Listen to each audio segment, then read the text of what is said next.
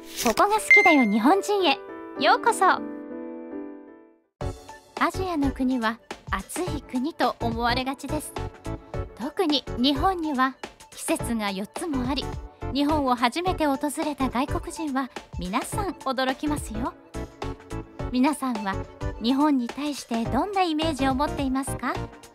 特に暑い国で生活している人にとっては日本の冬にはびっくりします。過ごしやすい春や秋、気温が真逆の夏と冬といった日本特有の生活に慣れない外国人は驚きと再発見があります。日本は地球の北半球と南半球のちょうど真ん中あたりにあります。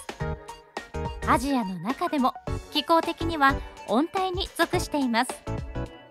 台風の通り道にあり、中国大陸からは黄砂も降る地理的には面白い場所です。そんな日本にあって暖かな春の日の一コマに日本人が好きな桜があります。春といえば桜です。桜にまつわるお話をお届けします。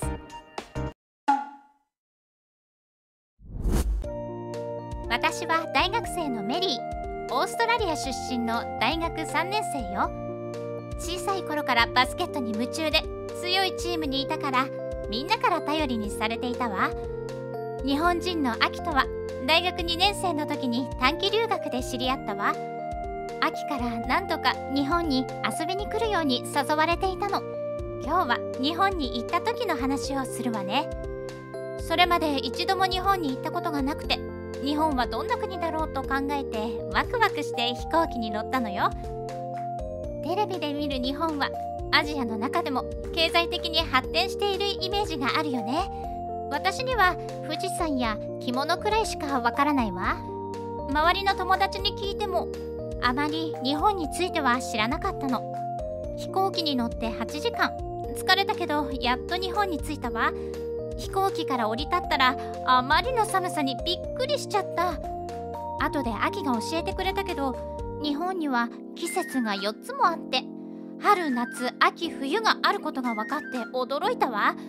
夏の暑い時は半袖や T シャツで過ごせるけど、寒い冬には雪がたくさん降るんだって。セーターやコートを着ないと外も歩けないくらいの気温なのよ。そんな日本だけど私が訪れたのはちょうど3月の半ばだったの。そんなに寒くもなくて、それでも T シャツや半袖1枚では外はまだ歩けなかったかな。秋の実家は東京から離れた地域で山が近くに見える素敵な街だったのよ。秋の家族はお母さんとお父さんと3人で暮らしているわ。お父さんは朝早くから仕事に出かけてしまうから話す機会がないの。でも夕食はみんなでテーブルを囲んでお母さんが作ってくれたおいしい夕飯を食べたのよ。夕食はみんなが日本についていろいろと教えてくれたわ。それまで日本食は食べたことがなかったから毎日が新鮮だったの。日本に来て初めてお刺身も食べたのよ。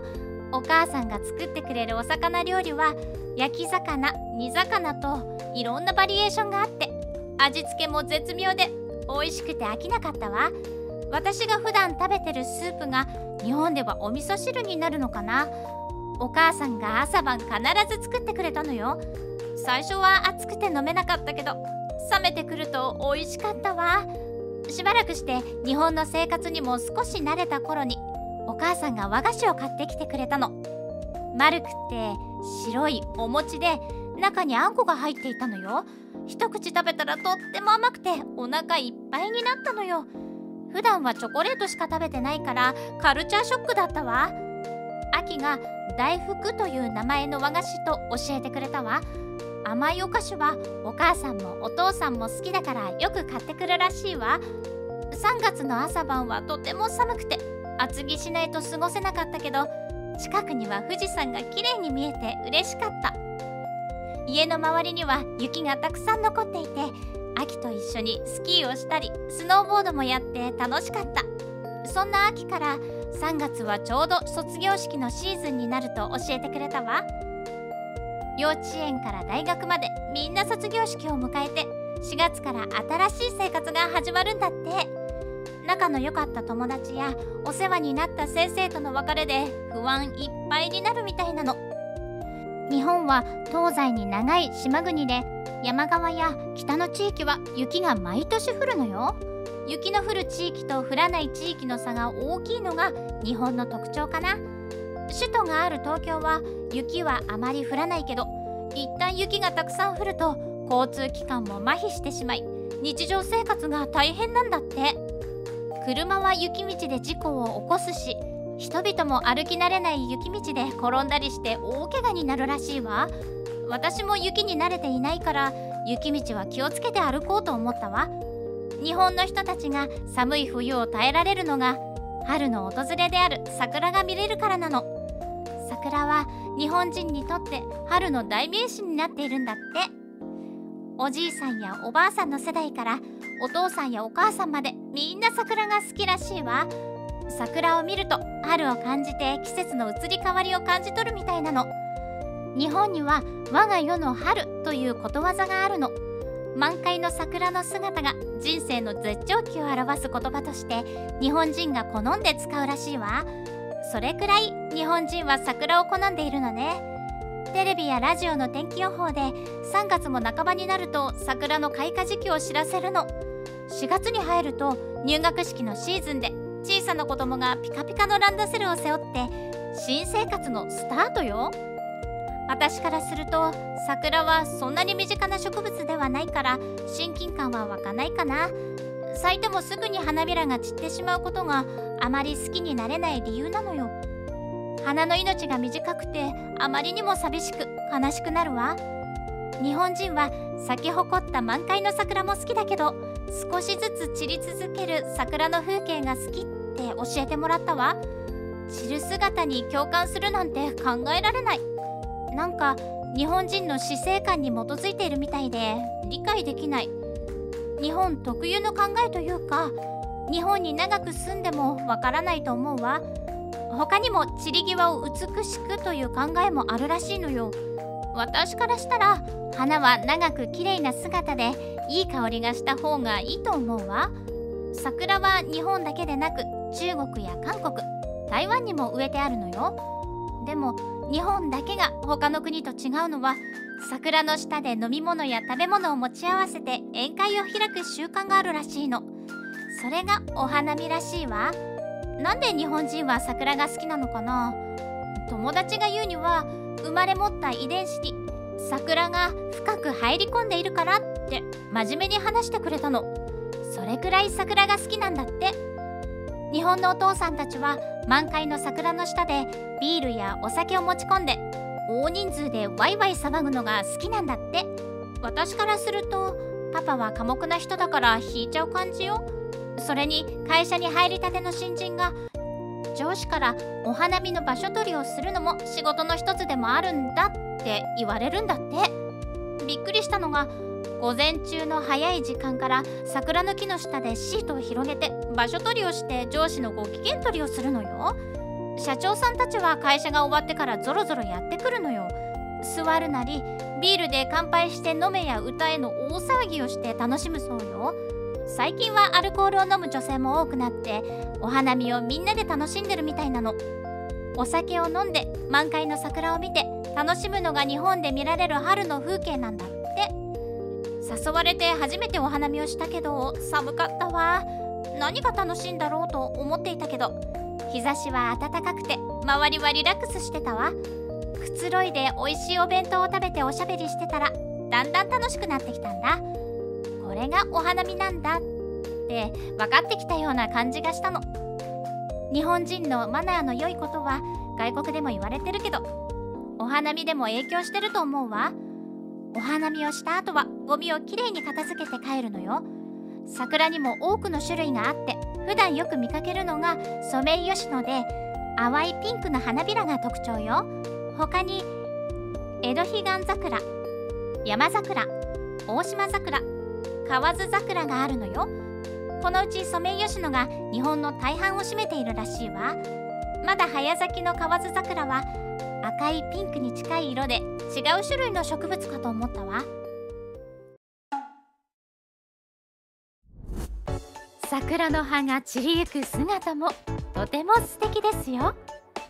桜吹雪の下を歩いて街中を散策するのも楽しいし、日本には桜の名所と言われる場所が多くあります。京都吉野の山や東京上野公園、青森弘前城の桜がテレビでも紹介されています。有名な名所の他に、日本人には自分だけの好きな桜があると思います。例えば名もなき大きな桜や、学校の通学路にある桜並木の思い出があると思います。また桜をテーマに流行った曲もありますね。ヒット曲で歌われた場所も人々を引きつける魅力の一つです。もう昔の曲ですが、桜坂も有名になった桜の名所です。お菓子にも桜餅があります。桜の葉で餅菓子を包んだものです。お餅が桜色で、中にはあんが入っていて、甘みと塩味を一度に味わえます。また桜茶という飲み物もあります。結婚式などのおめでたい時に飲むお茶で、桜の花びらを浮かべて飲むそうです。お湯の中で花びらが開くと、未来が花開くと例えられていて、淡いピンクがめでたい儀式に色を添えてくれるそうです。桜にまつわるお話をもう一つ。お花見で昔の人たちが持ち寄っていたのが桜餅とお花見団子でした。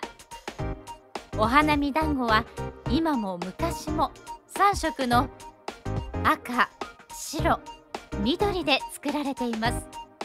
その訳は、赤と白は縁起のいい紅白を表し、緑は邪気を払うと言われています。でもせっかくのお花見なのに、花より団子のことわざがあるように、春をめでるのではなく、お腹いっぱい食べる実利を求める人たちが昔からいたことも確かです。3月下旬に開花した桜前線は一気に日本列島を駆け上がります。5月の上旬には北海道に到達して終わります。その間には日本では思い思いのお花見が開かれています。季節で、日常風景で、歌で、お菓子で、日本人の遺伝子に代々受け継がれてきた桜。春に来られた際にはぜひお花見をして日本を再発見してほしいです。昼間のお花見だけでなく、夜桜も楽しいですよ。ライトアップされて昼間と違う趣があって感動を与えてくれると思います。春の日本を訪れてお花見や美味しい食べ物を召し上がってください。最後までご視聴いただきましてありがとうございました。視聴者の皆様のご意見ご感想をコメント欄までお寄せください。もしよろしければ高評価やシェアしていただけると嬉しいです。